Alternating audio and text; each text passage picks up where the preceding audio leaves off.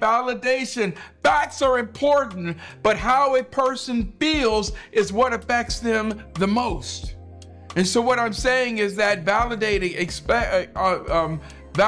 looks like demonstrating an understanding that something is said that has impacted you. And here's the interesting thing about validation. I may be wrong, but it still hurt.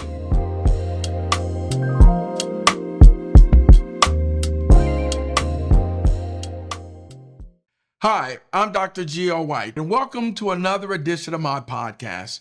Today, I want to talk about something that's critical in every relationship: conflict. Now, it doesn't matter how healthy your relationship is. You can have the best relationship in the world and the most dysfunctional one. It doesn't matter. You could be a newlywed or married for 40 years. Conflict is going to occur in relationships.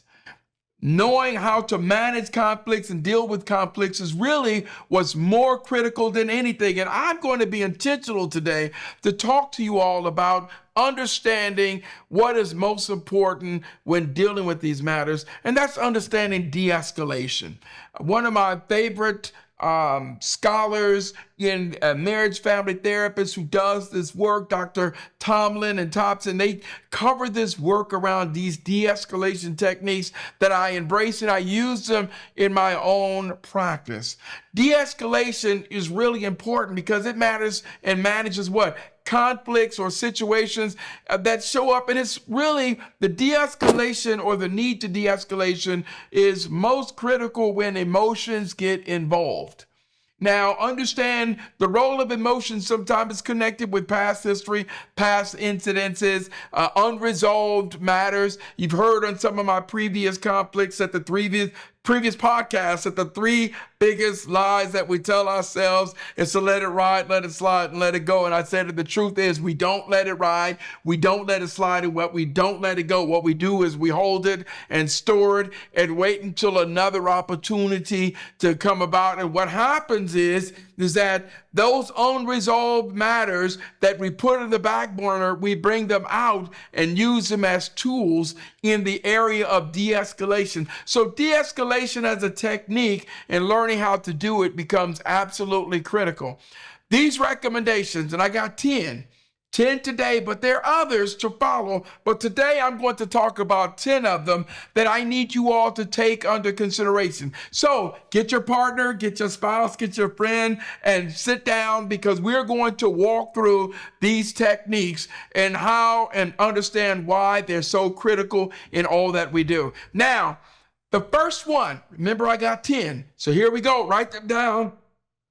Keep track of the notes. Number one, and it makes all the sense in the world: listen to understand.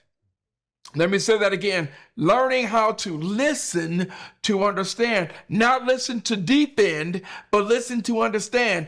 And it's something that's really difficult to master in communications, especially when you've been with someone a long time, since it's not about it's not about defending, but it's more about active listening, or trying to get an understanding of the person's perspective. And I've said this too about what's critical about understanding is that before you can actually disagree with something, I always say it's most important to demonstrate that you understand, because it's possible. Now y'all watch this combination here. It's possible for two people to walk away in agreement, but have a different understanding on what they agreed about. It's also possible for someone to walk away in disagreement, but they have two different understandings of what they disagree about.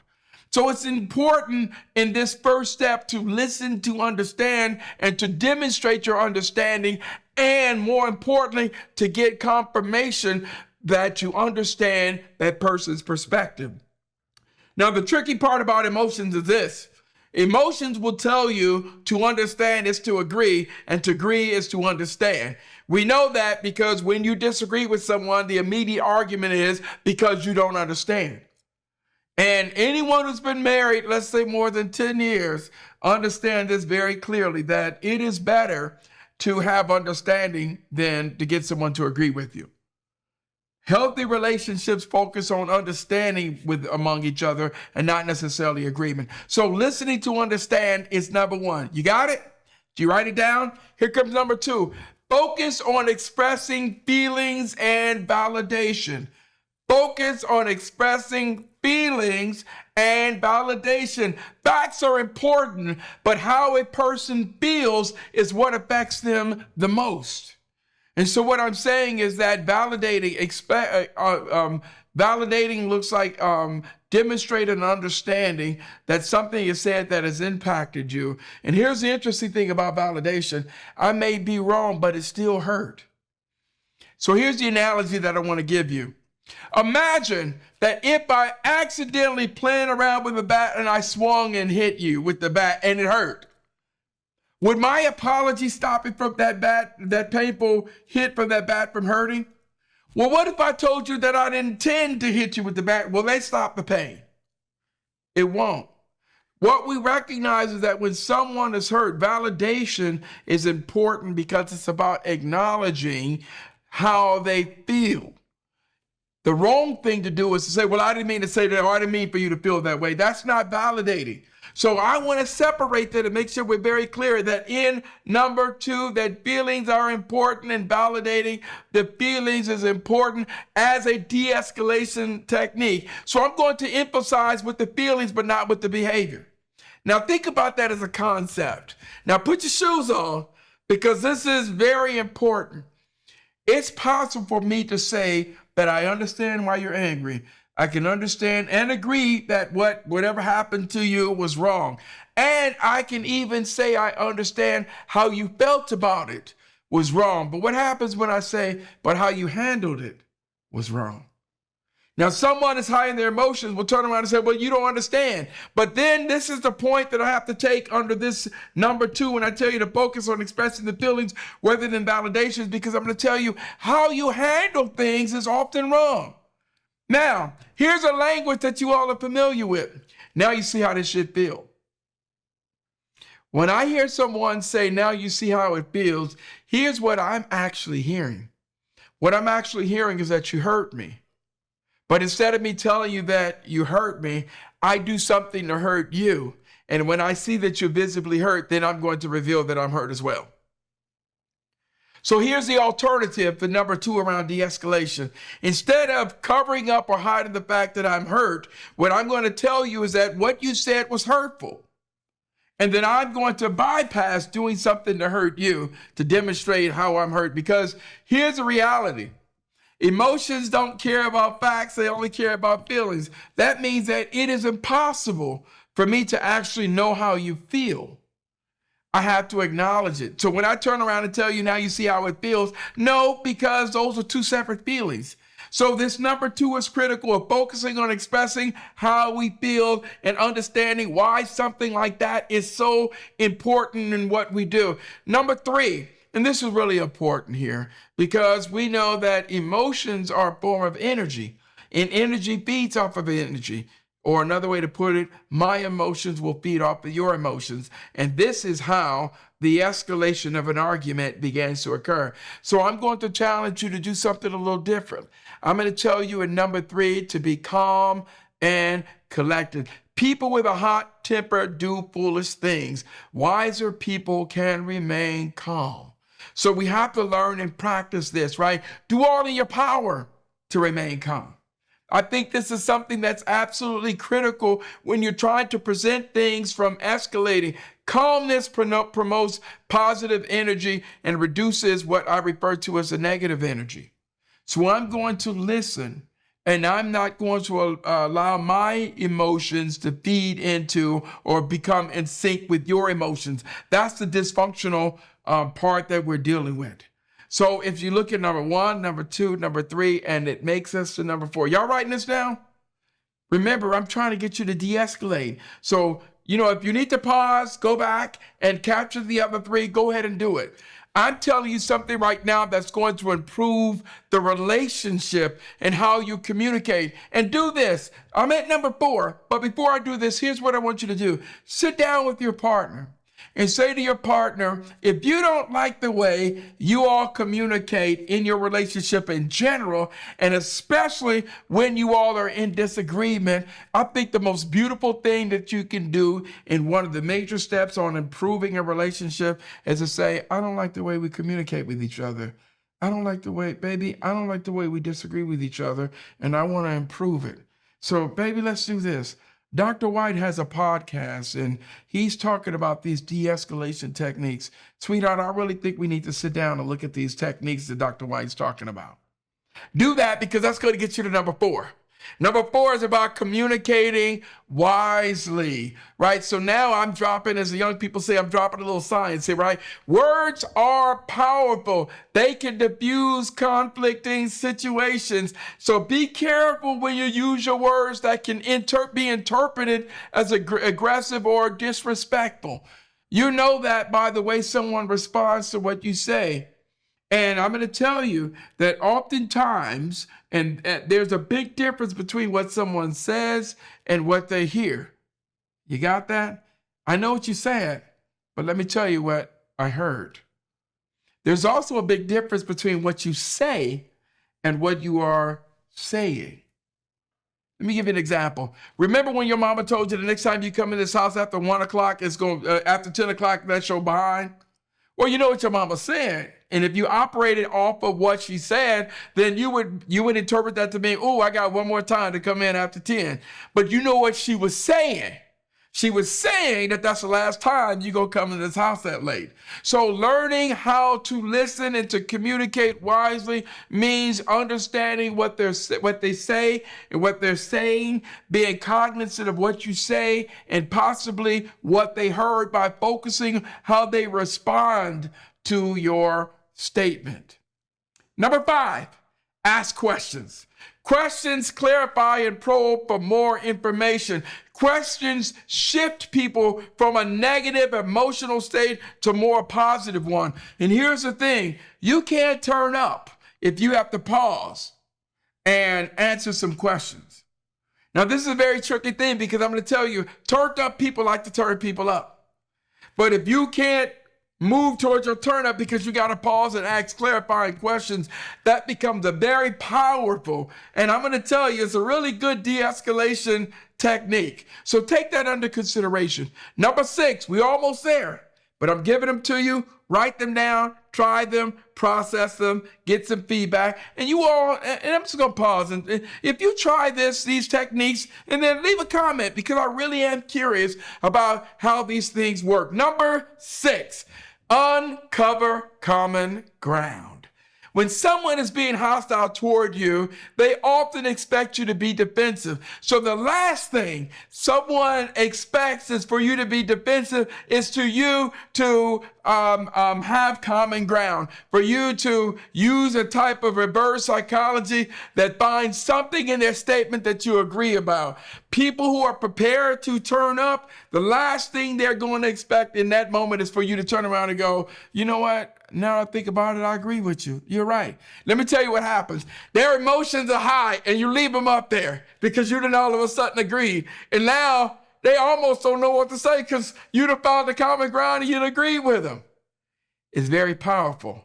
But I'm going to tell you, when you do that while they're still up there emotionally high, then here's what I need you to do. Y'all listen, I need you to be silent and watch them and wait for them to come down. Finding common ground is a positive and a powerful technique to apply there. So when you listen to it and you find a common ground, you know what? Actually, we do agree on that. When you do it, it's someone in a combative state. They don't expect that. So number 6 is find common ground. But here's my favorite one. Number 7. Find truth in the views. I'm going to tell you right now, you can find, I don't care if it is 1% truth, find the truth in the statement that they're sharing. And if you find truth in that other person's perspective, they're not ready for it. They don't expect it. And again, you've left them hanging. But finding a grain of truth in the other person's statement can be a very powerful strategy. So we done made it to number 7. Y'all are doing really good. If you're trying these, if you're applying these and you're practicing them, I think we're going to get where we need to go in improving their relationship and as it relates to that aspect of communicating. Number 8, we're almost there. Avoid defensiveness. Now, there are multiple ways to communicate. We think that communicating is speaking, but defensiveness also involves people are reading your body language. When you tell someone I agree, but your body language say you lying, then they're going to say, oh, you don't think I'm telling the truth. No, I think you do. No, because they're reading your body language. So avoid the defensiveness. Making excuses and defending your actions, I think, is very important when someone's trying to be honest with you. I told you all that we've been programmed and we've been socialized to have each other's back. But I told you all in the previous podcast, go and look for it and find it. When we talk about having someone's front versus having someone's back, having someone's front is having an honest conversation with people that we love and care about and share with them a truth that they may be defensive. But when you're honest about it and you work on it and you focus on your body language, you create a scenario in that regard that will cause them to reduce that level of defensiveness and be more receptive. My last 2, number 9, acknowledge, apologize, and aspire to be better. You know, I asked a group of men in one of my classes, when you were growing up, do you remember or have you seen your father apologizing? When was the last time you seen a man as a child say, you know what, I was wrong?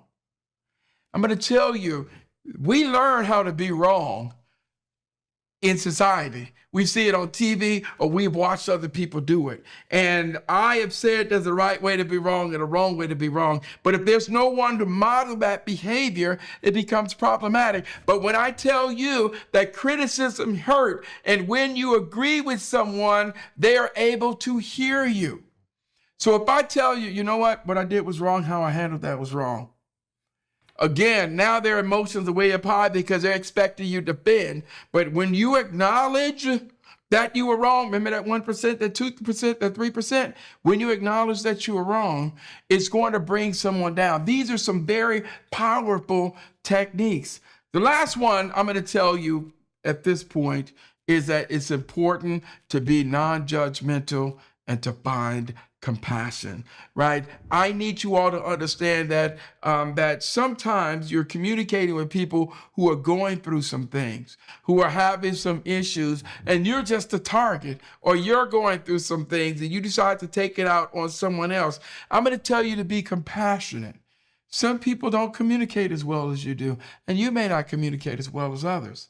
But be compassionate when you can pause and recognize and acknowledge that someone is going through some things that is going to then sharpen your ability to listen. I need you all to be ready because I'm going to take some time and I'm going to break down what emotional intelligence really looks like in relationships. And embedded in that emotional intelligence is literally about finding compassion and understanding that sometimes people are going through some things.